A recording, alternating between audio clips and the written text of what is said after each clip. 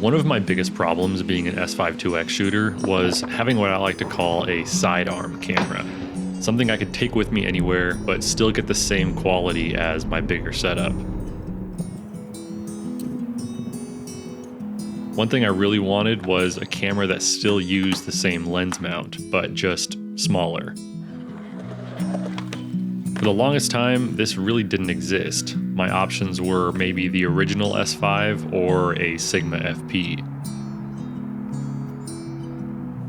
But in May of last year, Lumix announced a camera that caused quite a stir in the camera community, and was something that even I had initially given up on. Until now. So let's talk about the little Lumix S9.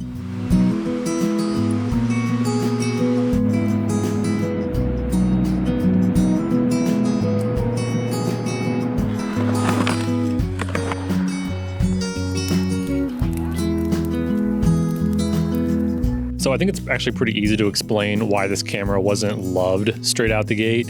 It was kind of marketed as like a photocentric creator camera, but it didn't really scratch the itch of photographers or filmmakers very well. Although internally this could do essentially everything that the S5 Mark II could do, but you add a pretty hefty price tag of about $1,400 to $1,500, and it really left a lot of people confused.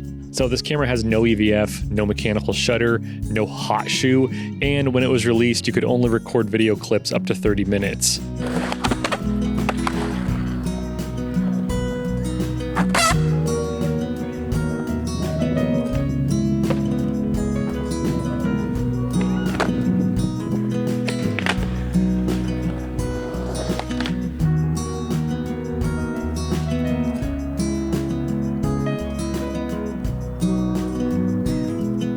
Five months after its release, Lumix listened to the constructive criticism and put out a firmware that would drastically change the S9.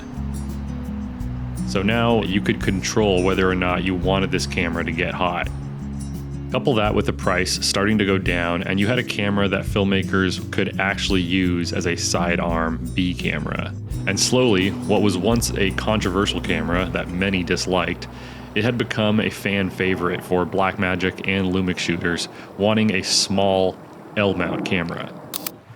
Okay, I just wanted to say that this is not a sponsored review. I bought this S9 with my own money, and all these opinions are gonna be my own. But do keep in mind that I have been using Lumix for a pretty long time, so there is gonna be some inherent bias, but nobody has any say in what I say in this video except for me.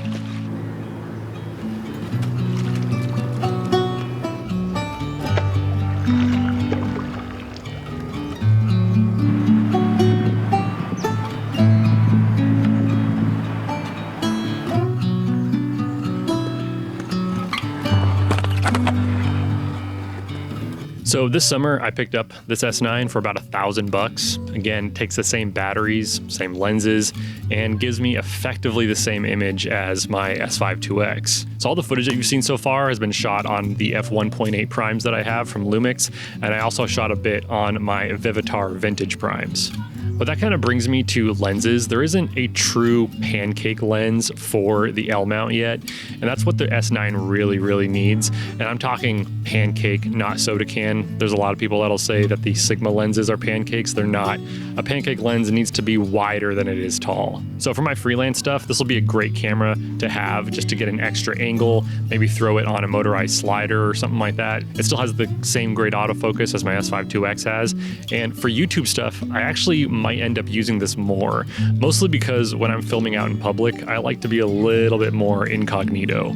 So back when this camera was released, I probably wouldn't have recommended it, but now in late 2025, I think that it makes a lot of sense. Maybe not as your main camera, but if you just need something in the L mount that isn't as big as an S5 IIX, or maybe you have like a Blackmagic camera that's L mount, having just a really small camera that you can still shoot OpenGate 6K with, shoot all the same modes that the S5 II with, this thing is actually pretty compelling. So there is still a lot of flaws that you have to think about, like the fact that you only have an LCD screen, so it can get pretty hard to see in really bright sunlight.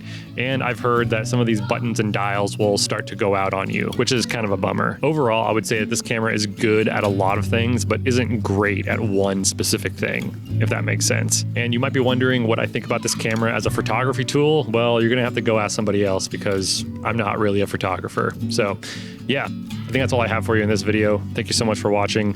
Vai com Deus, and I will see you next time. Bye.